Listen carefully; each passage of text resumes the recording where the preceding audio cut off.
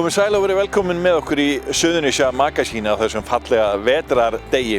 Það fjölbreyttur þáttur framundan. Við heimsækjum veitingamann á Ásbrú og spurjum hann út í ástandið á veirutímum. Við heyrum líka í göngugarpi sem að skoða Reykjanesið og við sögðum aðeins lítilega frá í síðasta þætti. Við hittum 80 ára gamlan smið sem vill bara halda áfram að vinna og síðan hlustum við á og sjáum nýjasta lagið hans Más Gunnarssonar. En við byrjum hjá þeim gamla, áttræðum smið í Njarðvík. Frímann Gústafsson smiður hjá Sparra í Njarðvík og það þætti kannski ekki saga til næsta bæjar nema af því að hann 80 ára og elskar vinnuna sína. Hann flutti til Keflavíkur fyrir aldarfjórðungi og hann byrjaði á því að hafa samband við bæjarstjóran því vinir hans sögðu að það var ekki hægt að fá vinnu í Bítlabænum. Það var nú annað uppi á teningnum eins og heyra má í spjalli okkar við þann gamla sem ánægður með Njarðvíkingana sem að hafa hann í vinnu. Frímann, ertu ekkert búinn að fá nóg af því að vinna? Þú ert orðinn 80 ára gamall og ert enn á. Nei, ég ekki búinn að fá nóg af því. Ég verð bara að segja þér eins og þér að ég held þessu áfram á meðan heilsa mín leyfir mér það. En það ekkert allir sem að komast í vinnu 80 ára gamlir? Nei, því miður. Og ég bara þessum bræður sem eiga þetta fyrirtæki þakkláttur fyrir það hvað þeir hafa gefið mig mikið. Þetta ekki út af peningur sem þú ert að vinna að gera í? Þetta ekki endilega út af peningum. Þetta bara, ég þekki ekkert annað í lífinu heldur en að vinna og ég nýt þess. Mér finnst æðislegt að þurfa að vakna á morgnana og mæta hérna og hitta þessu stráka hérna staðið fyrir að hanga einn heima yfir engu. Mér finnst það gefa lífi mínu ofsalega mikið gildi. Þannig það engin áhugamál, golf eða hestamennska eitthvað að þvælast fyrir? Nei, það ekkert svoleiðis í miður. Ég hef verið bara á þessu vinnumarkaði frá unga aldri og þekki ekkert annað. Ég var reyndar í fótbolta á sínum tíma og hann gaf mér ansi mikið. Ég held ég hafi verið 42 ára þegar ég var rotaður og þá ætti ég. Þú hefur verið að segja mér frá því að þú ert ekki alveg sáttur við kerfið, svona það ekki mikil hvatning fyrir eldri borgara að vinna? Nei, ég ekki sáttur við kerfið og eins og þú segir réttilega, hvatningin fyrir eldri borgara að halda áfram og vera út á meðal fólks í vinnunni, hún engin. Allt sem þú gerir í rauninni drepið niður af ríkisvaldinu. Þannig ef þú ert í fullri vinnu og færð þín laun fyrir það, þá eru tekjurnar orðnar það miklar að ellilífeyrinn þinn sem að þú telur þig búin að vera að vinna fyrir alla þína ævi, hann skertur. Já, hann bara tekinn nánast af mér, ef það væri svoleiðis. Það eins og í dag, þá má ég vinna hérna 8 tíma á viku. Mér finnst það lítið, því að hvað á ég að gera við hinn tíman? En kerfi býður mér ekki upp á að gera neitt meira. Þannig að þú væri samt alveg sátt við það að þú vilt halda þínum ellilífeyri og borga síðan bara fullan skatt af þinni vinnu. Já, ég alveg sáttur við það. Ég vil halda því sem ég á rétt á og mega vinna eins og ég vil vinna og borga mína skatta af því sem ég vinn fyrir. Veistu marga á þínum aldri á vinnumarkaðnum? Ég veit nú ekki marga. En einhverjir eru til sem eru á vinnumarkaðnum. En ég veit líka að það, og hef heyrt það dregur úr mönnum að fara á vinnumarkaðinn út af þessum skerðingum sem eru hjá eldri borgurum.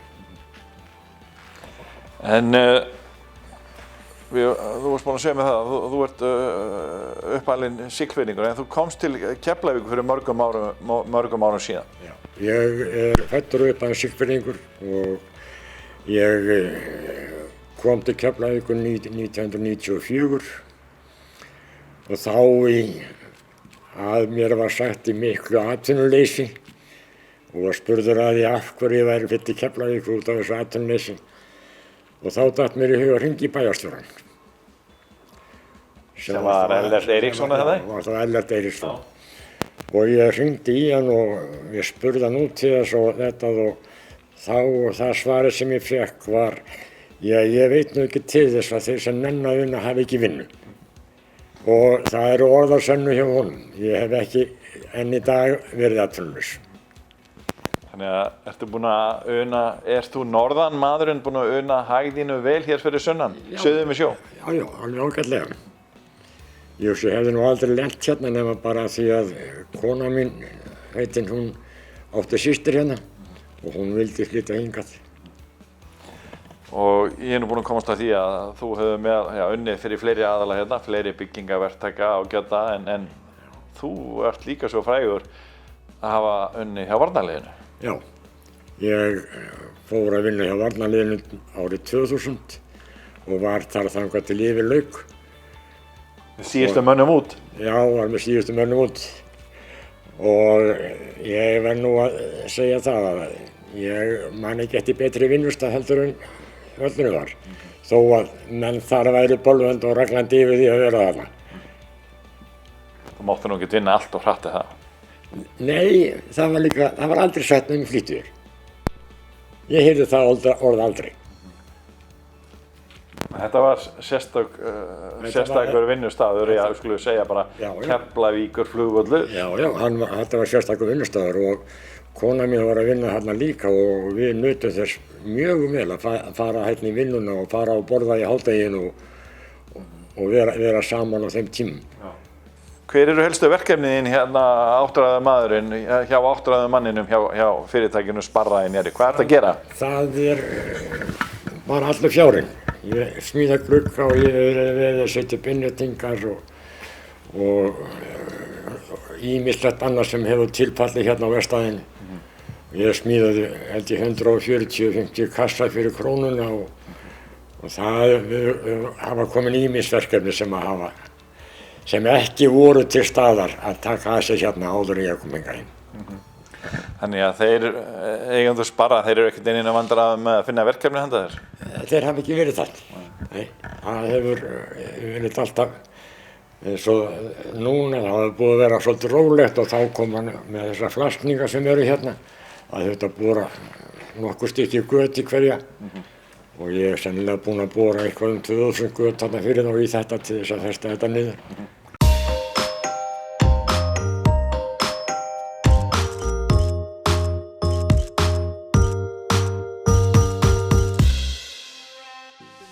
Í síðasta þætti okkar kynntum við til leiks Ívar Gunnarsson, vídeobloggara sem býr í Reykjanesbæ og hefur verið duglegur að skoða margar perlur Reykjanesskagans.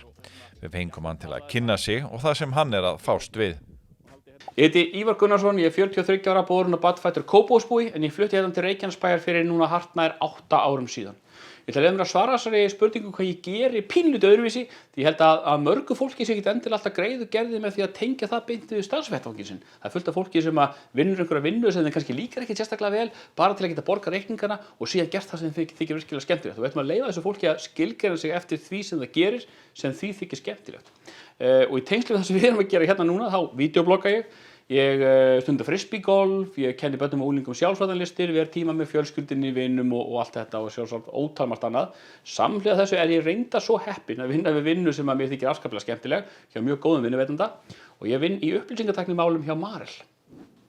Ég byrjaði að vídeoblogga fyrir 2 árum síðan og þetta er eiginlega svona sjálfvirk einhvers konar nútíma tækni framlenging á því að maður bloggaði hérna eins og allir aðrir fyrir 20 árum síðan. Fyrir mér er þetta svona útrás fyrir sköpunarþörfina, fyrir einhverja tjáningarþörf. Þetta er sömuleiðis svona í þessu falin ákveðin núvitund þegar maður reynir að framleiða eða búa til eitt nýtt vídeo á viku að þá maður stöðugt að hafa augun opin fyrir því sem er að gerast í umhverfinu til að sjá hvort maður finni eitthvað umfjöllunarefni og sömuleiðis fyrir mér er þetta bara svona söguleg heimild á dagbókarformi fyrir sjálfan mig og mögulega aðra svona til að geta skengst síðan seinna meir aftur í tíman og skoða hvað maður var svona að hugsa hverju sinni. Útivist, ég auðvitað stundað þess almennu útivistarsvæðinu eins og allir aðrir, gengið á Keili og gengið á Þorbjarnarfell og svona skoða strandlengjuna og allt þetta en það var ekki í rauninni fyrir en ég byrjaði að vídeoblogga sem ég fór svona að veita allum svona smáatriðum athygli og fór að grennslast fyrir alla þess áhugaverðu staði og þá kviknaði virkilega áhuginn á þessu og ég fór svona að skoða betur Öðruvísi heldur en þessi stígvéli. Nei, ég myndi lýsa Reykjanesskaganum sem svona litlum skemmtigarði, svona upp á ensku theme park, svona með alls konar náttúrufyrirbrigðum sem búið að pakka inn á viðráðanlegt svæði. Hvað kom mér óvart, ég veit ekki, ég þarf svolítið kannski að horfa tilbaka því að það langt síðan ég flutti þetta suður eftir. En ég hugsa kannski að það sem kemur fyrst upp í hugan fjarlægðin. Mér fannst þetta að vera svo miklu lengra í burtu og fjarlægar frá höfuðborgarsvæðinu heldur en það sem að ég áttaði mig á að það klárlega ekki eftir ég kom hérna. Hver algengasti misskilningur þetta hljómar svo spurning sem hönnuð til að setja mig í einhver vandræði. Ég get auðvitað ekki svara fyrir höfuðborgarbúa í heild sinni, ég verð bara að svara fyrir mig. En ég held að maður átti sig ekki á því hvað hér mikil fjölbreytni, bæði í náttúrunni og bara mann- og menningarlífi. Ég held að fólk hafi tilhneigingu til að líta á þetta sem fjarlægara og einfaldara heldur en þetta Já, ég held að sé svo sannarlega af nógu að taka. Hvað söguna varðar, þá náttúrulega hefur verið hér byggð í yfir 1000 ár og það klárt að það eru alls konar minjar, alls konar áhugaverð saga sem hægt að grúska og kafa dýpra í og menning bara einfaldlega þess eðlis að sérstaklega þegar við erum komið með samfélag sem orðið þetta stórt eins og samfélag hérna suður frá að þá það í stöðugri hreyfingu, stöðugri mótun þannig að það alltaf eitthvað nýtt að birtast, nýtt að verða til sem áhugavert að skoða og kynna sér. Þannig að ég held að það sé fyrir svona praktískt séð frá mínum bæjardyrum allavega algjörlega óþrjótandi brunnur af efni. Að lokum, nei, ekkert sérstakt annað en bara það, áhugaverðar spurningar, gaman að fá tækifæri til að svara þeim. Hvet alltaf til að kíkja á YouTube-rásuna mína og endilega subscribe þeir sem ekki hafa gert það nú þegar. Við erum Suðurnesja fyrirtæki í fremstu röð, framúrskarandi, samkvæmt útnefningu Credit Info, Kalka sorpeyðingastöð, Lagnaþjónusta Suðurnesja, Verkfræðistofa Suðurnesja, framúrskarandi frá upphafi, SI Raflagnir, nýjar íbúðir við sjávarsíðuna í Reykjanesbæ, bókið Skoðun, Stuðlaberg fasteignasala Reykjanesbæ, eignamiðlun Reykjavík. Við erum Suðurnesja fyrirtæki í fremstu röð, framúrskarandi, samkvæmt útnefningu Credit Info, Ice Group Iceland, Æsmar, Icelandic Export, Bergraf og Stál, Nesraf rafverktakar,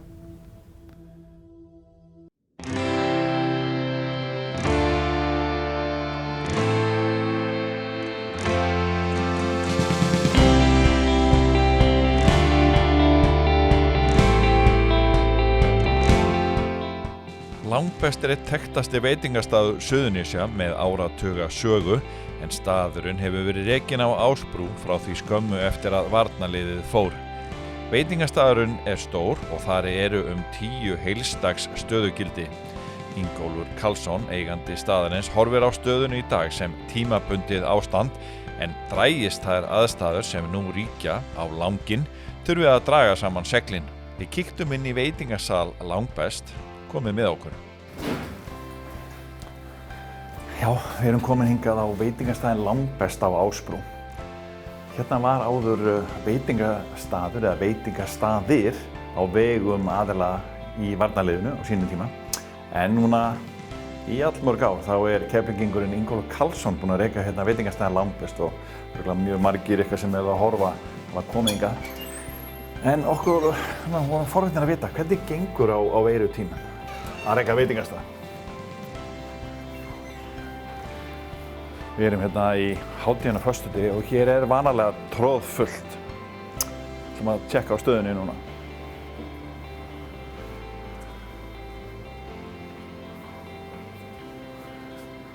Við fundum einn gest.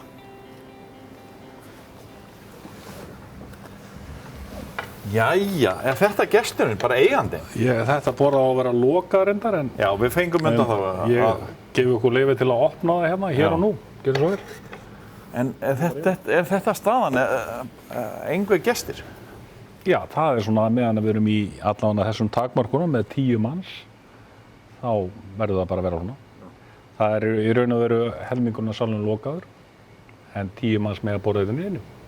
Hægt að reka veitingastað sem að ég var að segja hérna, já, að við erum hérna á föstudegi, það oft mikið fjör, eða fjör flesta daga hérna í venjulegu árferði, en á föstudögum yfirleitt fullt út úr dyrum hérna. Hægt að reka veitingastað þar sem þú mátt taka á móti 10 viðskiptavinum? Nei, í raun og ekki. Í raun og veru ekki, sko, ekki til lengri tíma, en það alveg hægt í einhvern smá tíma. Já. Þannig að við aðlugum okkur náttúrulega bara að þessum aðstæðum sem eru, þannig að mikið af viðskiptunum kemur bara og sækir, hringir og pantar og sækir. Við höfum alltaf búið upp á þá þjónustu hvort þið þannig að hún var þekkt fyrir. En það samt röð að bíða eftir þessum 10 borðum eða sem sagt að fólk vill frekar borðinni. En ég held samt almennt að fólk sé bara heima hjá sér, sko, í allan að þessu ástandi, sko. En fólk þá að fara á netið og senda einhver pantanir eða ringja? Hér hefur síminn alltaf verið notaður og við höfum ekki ennþá farið alveg út í það að netvæða þetta? Að netvæða, að því að veitingastaðurinn Langbest bara það, hann með flókin matseðil og það flókið að búa til heimasíðuna því að sérþarfir eru miklar og enn sem staðan í dag þá, við höfum aldrei verið að skoða þetta jafnvel og núna og mjög líklega munum við gera eitthvað núna því að það ákveðin kynslóð sem að vill freka pantamat en svona en svo aftur á móti eldri kynslóðin eins og hún vill fara í bankana þá vilja þeir hringja og tala persónulega við fólki og tryggja að þeir séu búin að fá pöntunni í gegn. Það ekkert langt síðan við töluðum við þig og þá varstu í góðu stöði og það búið að ganga heilt yfir í langa tíma mjög vel hjá þér. En hvernig hefur COVID-höggið komið á þig og ykkur í rekstrinu? Já, sko, Langbest náttúrulega fagna 24 ára rekstrarafmæli undir okkar stjórn okkar hjónanna. En staðurinn náttúrulega 36 ára, það verður 36 ára næsta ári, þannig að þetta vel þett merki. Þannig að við höfum alltaf verið sterk svolítið lokal, það að segja heimafólki á svæðinu. Þá minni ég bara öll Suðurnesin yfir höfuð, hafa verið bara duglega að sækja staðinn. En auðvitað var sko hluti ferðamanna orðinn mjög stór og ég hef oft velti fyrir mig hversu stóran var orðinn en aldrei svona komist að neitt niðurstöðu með það. Í raun og veru var það ekki hægt fyrir akkúrat núna. Það bara, ferðamaður þurfti bara að fara alveg til þess að við sæjum það. Þannig að við höldum að það sé prósenta svona 20 til 25%. Það hafi verið hlutur ferðamanna á þessum stað. Og eins og segi, ég ætla ekki að kvarta yfir því. Það er bara 25%, sko. Það eru margir aðrir staðir í allt aðra tölur í dag sem að reka veitingastaði og hafa byggt upp sína staði algjörlega á ferðamann. Þannig að ég get ekki ímyndað mér að það geti gengið til lengri tíma. En við höfum þá allavega sterkan lokal og það náttúrulega bara nafn staðarinn sem hefur byggt það upp. En eru heimamenn jafn duglegir að sækja staðinn eða að kaupa af ykkur núna á verutíma? Nei, það náttúrulega þegar eru svona hertar samkomutakmarka, þá hef ég fundið það á tímalínni þegar fyrsta bylgjan kom að þá var strax farin í 10 manns og það náttúrulega bara fór allir indi sinni og lokuðu bara eftir. Og það var eiginlega bara ekkert í viku, sko. Svo smá saman fór þetta upp og þegar takmarkarnir voru rýmkaðar vel upp í 50 manns og þá bara tók fólk við sér, sko. Og þetta var, sko, sumarið var bara mjög gott hjá okkur og við síðan förum inn í það 1. ágúst sem það herða takmarkarnir aftur og þá fundum við fyrir því að minnkaði aftur. Og núna náttúrulega í 20 og 10 manns. Það náttúrulega bara, þá fólk bara heima á sér og það versla bara í stórmörkuðum og lætur það nægja í bili. En eins og segi, þetta tímabundið og við bara hugsaum það allan að hér að við förum í gegnum þetta bara eins og hvert annað tímabil sem við farið í gegnum þetta.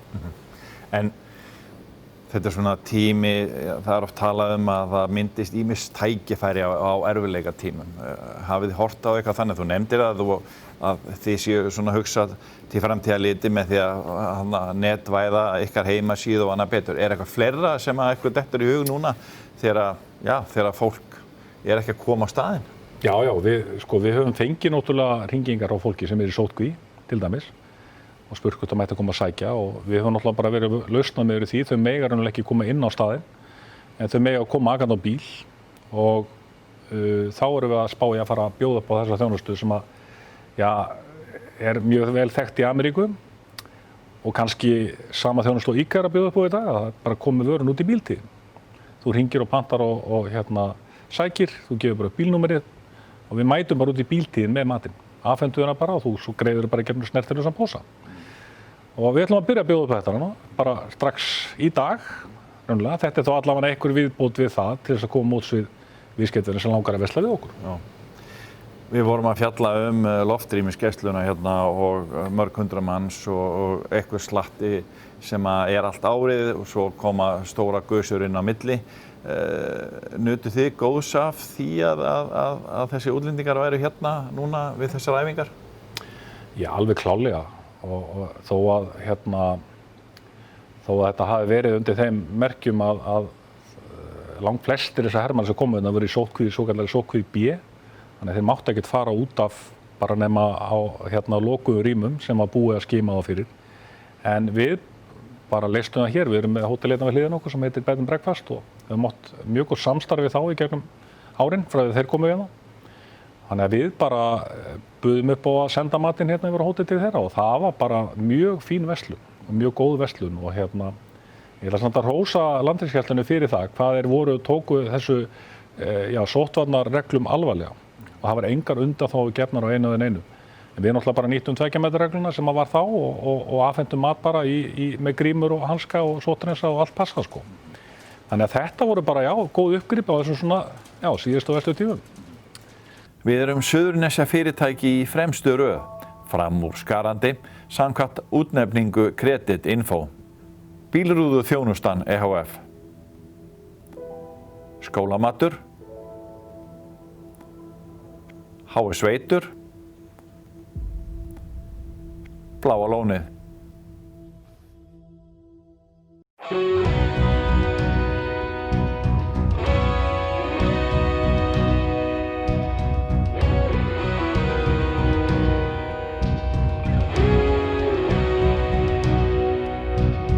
Heyr mína bæn, mildasti blær, berðu kveðju mín yfir höf, syngdu honum saknaðarljóð. Hver hugmyndin á bak við þetta lag, Más?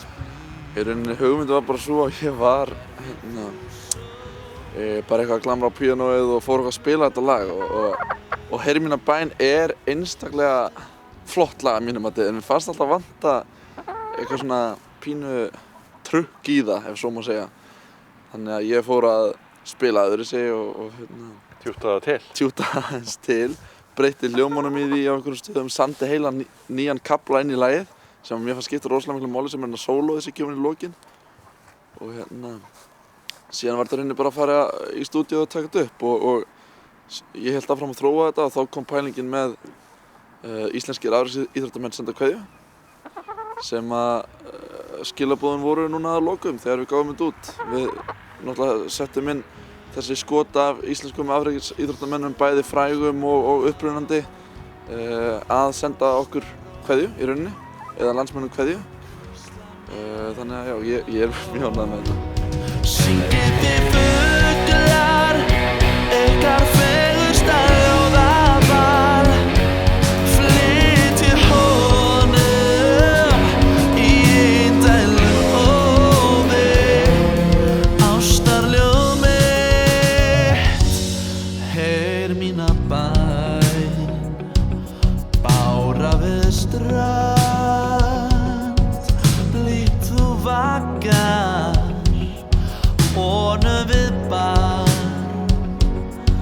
þar til svefninn sígur á brá, draumheimi í, dveljum við þá, daga langa, saman tvö ein, heyr mínar bænir,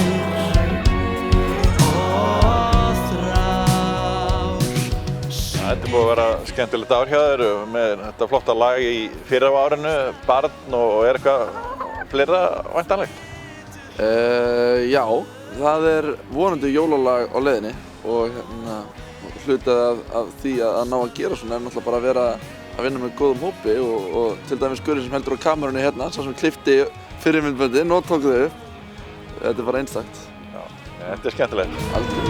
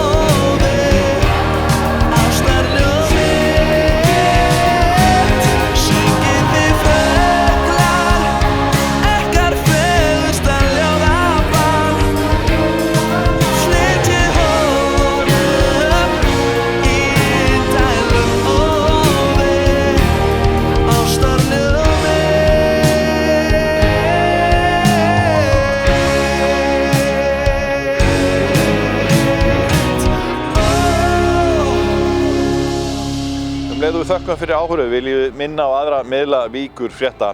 Við erum að gefa út vikulegt héraðsfréttablað og það er til í rafrænu formi eða í pappír. Þið bara veljið hvernig þið viljið fletta blaðinu. Við erum að skrifa fréttir alla daga á Víkurfréttavefnum vaff.is og golffréttir eru daglega á kylfingur.is. Það er risastór helgi núna í golfheiminum og við fjöllum mikið The Masters sem að fer fram núna.